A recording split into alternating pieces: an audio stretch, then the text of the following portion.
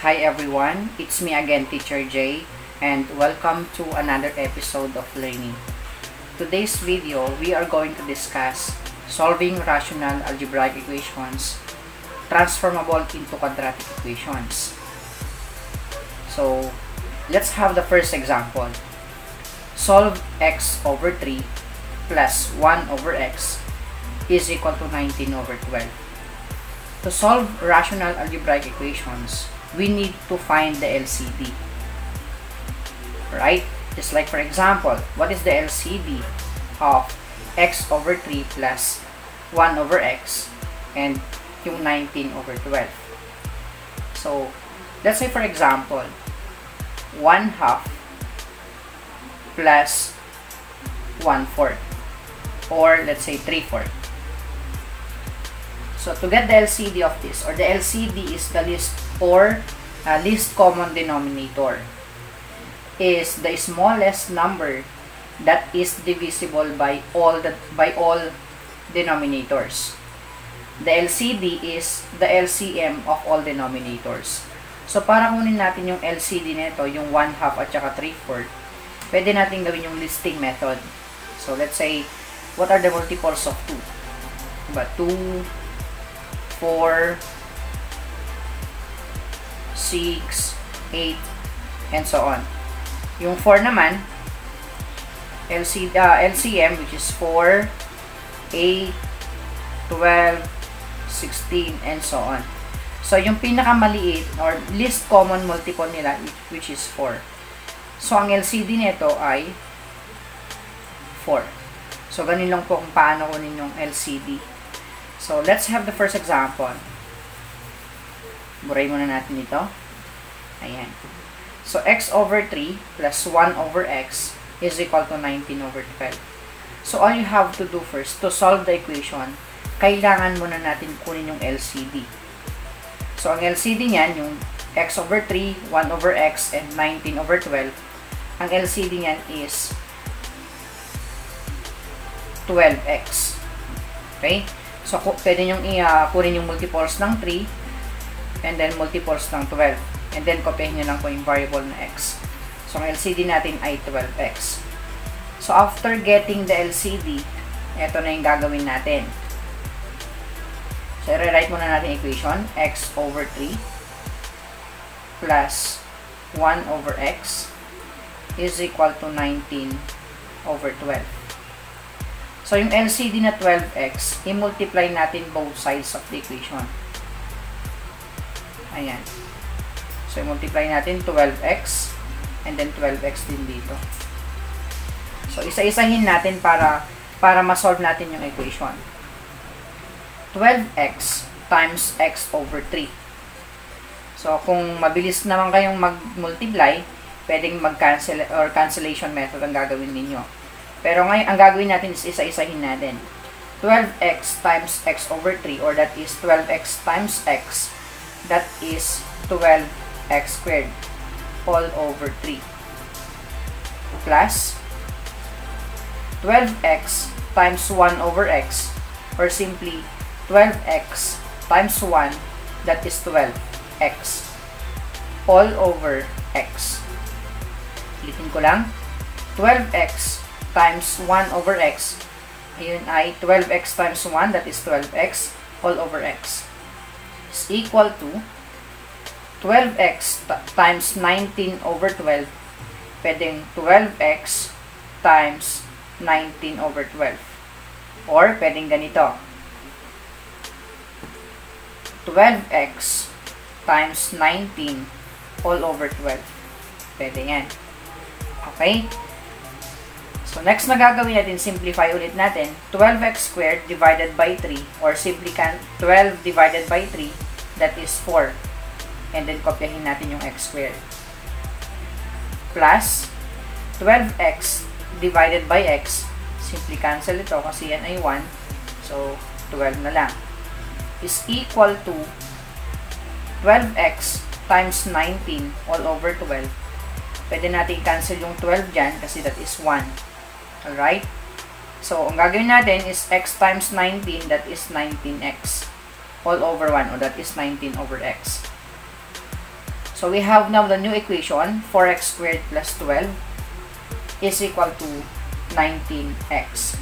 So ang gagawin natin ngayon is to write this equation into standard form of a quadratic equation. Alright? So standard form yan is 4x squared minus 19x. Nilipat ko yung positive 19x to left side. So it becomes negative 19x. Plus 12 is equal to 0. So we have now the new equation, 4x squared minus 19x plus 12 is equal to 0. So we are going to solve now the equation. Kasi isosolve natin yung ating equation. We are going to look for the values of x. So to find the roots, we are going to use any methods in solving quadratic equation. So, it's up to you kung factoring, completing, or quadratic formula. So, ang gagamitin ko ngayon is factoring. Kasi itong equation na ito ay factorable. So, ang factors niyan ay 4x minus 3, ayan, times x minus 4 is equal to 0. Right? So, again, kunin nyo yung factors nito, yung 4x squared minus 19x plus 12. Ang factors niyan is 4x minus 3 and x minus 4 is equal to 0. And then, by using zero product property, we have 4x minus 3 is equal to 0. Then, the other one, x minus 4 is equal to 0. And then, solve for x here. So, this is 4x. Lipat natin yung negative 3 to right side. So, it becomes positive 3. Alright? And then, solving for x, we will divide both sides of the equation by 4. Tama? And then, simply cancel this. So, x is equal to 3 over 4 or 3/4. So, this is the first value of x. Second, simply transpose negative 4 to left side to right side or by using addition property of equality. So that is positive 4. So second value of x is positive 4. So the solutions or roots of this equation ay 3/4 and positive 4. If you want to check if these values of x, i-substitute nyo dun sa original na equation. Okay? And then, titignan nyo kung magiging tama yung 3/4 as value of x and pati yung 4. So, itong 3/4 ay nasatisfy niya yung original equation. Same with 4. So, ito yung mga values ng x. Okay, let's have example number 2. Solve 1 over x plus x over 2 is equal to 11 over 6. So, to solve this equation, or the rational algebraic equation, we need to find the LCD. So, the LCD of 1 over x, x over 2, and 11 over 6 is 6x. Ayan pa yung LCD natin.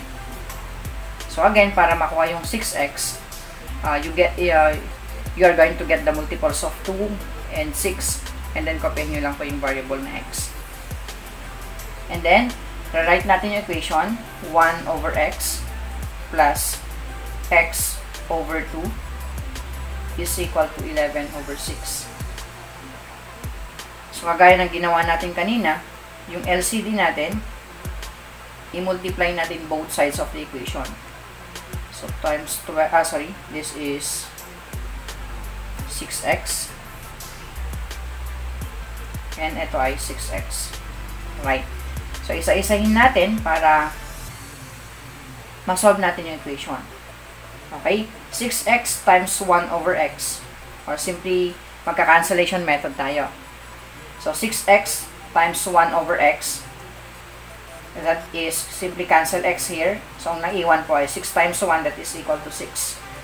Okay? Plus. Next, 6x times x over 2. Pwede natin cancel yung 6. So, this is 1 and this is 3. 6 divided by 2, that is equal to 3. 3 times x, that is 3x divided by 1, that is equal to 3x. Or pwede rin naman po yung ginawa natin kanina. Ano? Is equal to 6x times 11 over 6. Simply cancel 6 here. And then x times 11, that is equal to 11x. Right? And then, by the way, this is, ano po? This is 3x squared. Right? Ayan po. 3x squared po yan. Kasi 3 times x, that is 3x squared. So, again, we need to rewrite this one in standard form of a quadratic equation. So, ayusin natin. So, ang standard niyan, that is 3x squared. Lipat natin yung 11x. So, it becomes negative 11x plus 6 is equal to 0. So, we have now the new equation. 3x squared minus 11x plus 6 is equal to 0. So, ang gagamitin ko naman ngayon to solve this equation, I'm going to use quadratic formula. Okay? Para magamit natin yung ibang method. So, don't forget to identify the values of A, B, and C. Ang value ng A natin is positive 3. Ang value ng B is negative 11. And value ng C is positive 6. And of course, don't forget the formula or the quadratic formula. That is x is equal to negative b plus minus square root of b squared minus 4ac all over 2a. Right? So, this is, ayan, ito yung formula natin. So, solve natin yung ating equation using quadratic formula. So, x is equal to, substitute natin yung value ng b, negative times negative 11 plus minus square root of negative 11 squared, that is b squared, minus 4 times ang a natin is 3, and then ang c natin is 6, all over 2 times ang a natin is positive 3. Next, simplify natin. Negative times negative 11, that is positive 11, plus minus square root of. Right? So, that is square ng negative 11, that is 121. Right? And then next, negative 4 times 3, that is negative 12. Negative 12 times 6, that is negative 72. Right? All over 2 times 3, that is equal to 6. Next, simplify natin. So, simplify natin yung nasa loob ng ating radical sign. So, copy muna yung 11 plus minus square root of 121 minus 72, that is 49. Right? All over 6. Right? Next, simplify ulit natin yung nasa loob po ng ating radical sign. So, i-just copy 11 plus minus square root ng 49. So, alam natin ang 49 ay perfect square. So, ang sagot dyan is 7. All over 6. Right? So, to solve for x sub 1, gagamitin muna natin yung positive. So, let's say x sub 1 is equal to, ayan, gamitin natin yung positive. So, 11 plus 7 all over 6. 11 plus 7, that is 18. Right? Divided by 6, that is equal to 3. So, yung first value ng x natin ay 3. And then, yung x sub 2 naman, gagamitin natin yung negative. So, that is 11 minus 7 all over 6. 11 minus 7, that is equal to 4. Right? 4 over 6. And 4 over 6, that is equal to, simplify natin, that is equal to 2/3. So, yung second value of x ay 2/3. So, the solutions of this equation ay positive 3 and positive 2/3.